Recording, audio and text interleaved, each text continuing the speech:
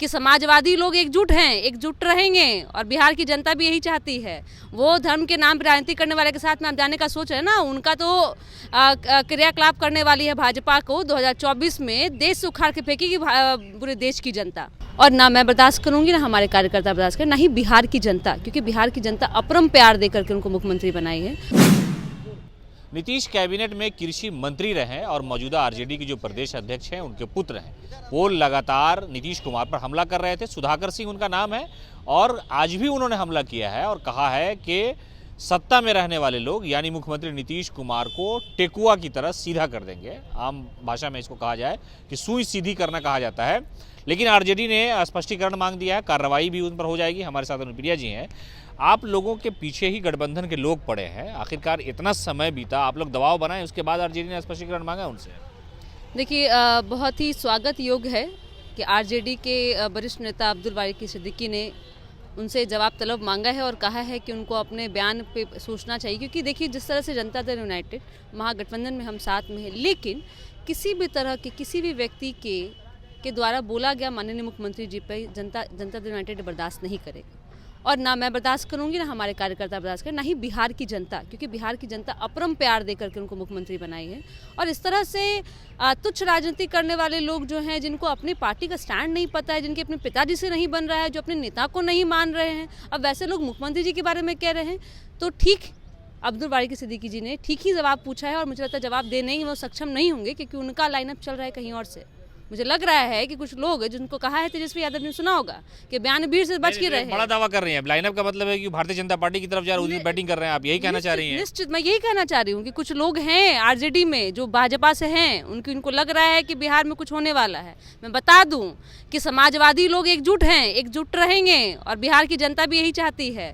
वो धर्म के नाम पर राजनीति करने वाले के साथ में आप जाने का सोच रहे हैं ना, उनका तो क्रियाकलाप करने वाली है भाजपा को 2024 में देश से उखाड़ के फेंकेगी पूरे देश की जनता। तो आप मतलब अगर नीतीश कुमार मोदी के लिए, बीजेपी के लिए चैलेंज हो सकते हैं, तो सुधाकर सिंह को बीच में लाया जा रहा है, इस तरह की बात आपकी पार्टी में नेता लोग तो करते ही होंगे, ऐसा तो कुछ होगा ही आप लोगों के बीच? देखिए, आप देखे होंगे कि 5 महीना हो गया है भाजपा से गठबंधन में दूर हुए हुए, और जिस तरह से जिस सरकार की एक जो नीति है, जैसे तेजस्वी जी को भी आपने सुना होगा कि जैसे ही सरकार में हम 10 लाख रोजगार देंगे, और माननीय मुख्यमंत्री जी भी हमेशा रोजगार के युवाओं को लेकर के, महिलाओं को लेकर वो कर्मबद्ध रहे हैं और काम करते रहे हैं। उनको लग रहा है कि अब बिहार में ऑप्शन नहीं होगा। जब युवाओं को हम रोजगार दे देंगे, हम सुरक्षा दे देंगे, हम न्याय के साथ विकास की बात करते हैं, हम जब न्यायिक व्यवस्था में साथ होंगे और विकास की एक धारा जब बहेगी, तो भाजपा समझ रही है कि उनके पास में कोई चारा नहीं रहेगा, कोई ऑप्शन नहीं रहेगा। आप देखेंगे कि इनका ये पूरा चाल चरित्र पूरे देश में चल रहा है, सिर्फ बिहार की मैं बात नहीं कर रही हूँ। जहाँ भी इनकी सरकार नहीं होती है, ये ईडी सीबीआई का सहारा लेते हैं, वहाँ कहानी खत्म हो जाता है तो ये खरीद बिक्री करते हैं। तो खरीद बिक्री का जो सिलसिला मुझे लगता है इस तरफ चल रहा है, वो एक तरह से सुधाकर सिंह को इस्तेमाल कर रहे हैं। और सुधाकर सिंह अगर सच में उनके साथ में नहीं है, मुझे लगता है उनको अपनी बातों को आके स्पष्ट करनी चाहिए मीडिया में। अगर वो भाजपा के समर्थन में नहीं कर रहे हैं, कार्रवाई काम नहीं कर रहे हैं, तो वो अपने ही पार्टी के खिलाफ में कहे जा रहे हैं। उनको 2 बार पूछा गया है, अभी इनडायरेक्टली कहा है तेजस्वी जी ने, आज अब्दुल बारी सिद्दीकी ने तो लिख के ही पूछ लिया है। अब देख लीजिए 10 से 15 दिन में समझ में सच में आ जाएगा कि किधर के हैं और क्या इनकी मंशा चल रही है। तो आप लोग पार्टी से निकलवा के ही रखेगा सुधाकर सिंह को ना? देखिए, पार्टी से निकालना नहीं निकाला, ये आरजेडी का दायित्व है। हम अपने नेता के खिलाफ में एक भी शब्द अशब्द नहीं सुनेंगे, क्योंकि हमारे नेता हमेशा जनता के लिए रहे हैं और जनता के कार्यों पे रहे हैं, और जनता ने उन्हें प्रेम प्यार दिया, तो जनता भी बर्दाश्त नहीं की और जनता दल यूनाइटेड भी बर्दाश्त नहीं। सुधाकर सिंह को भी लगता है कि पार्टी ने स्पष्टीकरण जिस तरह से मांगा है, प्रधान महासचिव अब्दुल बारी सिद्दीकी ने उनको लिखा है 15 दिन में जवाब दीजिए कि आप पर क्यों कार्रवाई नहीं हुई। ये संभवतः समझिए कि उनको हटाया ही जा सकता है, लेकिन कमाल तो आप लोग हैं ना, बल्लेबाजी आप करते हैं और निशाना कोई और हो जाता है। लेकिन इस नोटिस के बावजूद भी उन्होंने मुख्यमंत्री के बारे में आज भी बोला कि हम इनको सीधा कर देंगे। देखिए, या तो मुझे लगता है कि या तो उनकी मानसिक स्थिति कुछ खराब है, या उधर से, या वो तो बीजेपी की तरफ से, या वो समझ नहीं पा रहे हैं कि बिहार की जनता क्या जान रही है। जिस व्यक्ति के ऊपर खुद 420 का केस है, बात समझिए आप, वो समझ में आ रही है कि कहीं दोबारा कुछ कार्रवाई उन पर नहीं हो जाए, कि सरकार कुछ समय है कि समय के रहते ही हम भाजपा के साथ चल जाएं। लेकिन उनकी समस्या ये है कि उनके अगर कार्रवाई का डर होगा तो आपके साथ आ जाते वो। देखिए ये तो मुझे लगता है कि कार्रवाई की डर से, क्योंकि हम इस तरह डराते धमकाते तो है नहीं ना। हम तो डराने वाली राजनीति करते ही नहीं है। हम तो संवैधानिक पद का या संस्थाओं का गलत उपयोग तो करते नहीं। इनको पता है कि उपयोग कौन करता है, भाजपा करती है।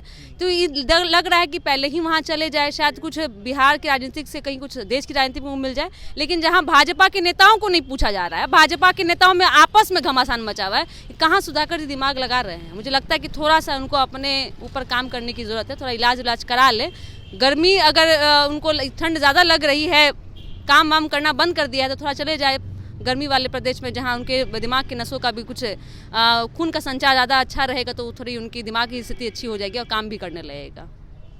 तो आपने सुना जनता दल यूनाइटेड की प्रवक्ता अनुप्रिया, जिन्होंने कहा कि मुख्यमंत्री नीतीश कुमार के खिलाफ जिस तरह की टिप्पणी की जा रही थी उस पर आरजेडी ने स्पष्टीकरण मांगा और ये स्वागत योग्य है। इन्होंने कहा कि अगर मुख्यमंत्री नीतीश कुमार के खिलाफ कोई बोलेगा तो ये बर्दाश्त नहीं किया जा सकता। इसलिए नहीं किया जा सकता कि बिहार की जो जनता है मुख्यमंत्री नीतीश कुमार को चाहती है, और जो देश लेवल पर जाकर के बीजेपी के लिए चैलेंज बनने की बात हो रही मुख्यमंत्री नीतीश कुमार को, उसकी वजह से हो सकता है सुधाकर सिंह को बीजेपी उकसा रही हो और वो बोल रहे हो। लेकिन अगर जब कार्रवाई होगी तो ये अच्छी बात होगी। मुख्यमंत्री नीतीश कुमार के खिलाफ टिप्पणी बर्दाश्त नहीं की जाएगी। हालांकि सुधाकर ने आज भी कहा है कि हम मुख्यमंत्री नीतीश कुमार को सियासी तौर पर सीधा कर देंगे।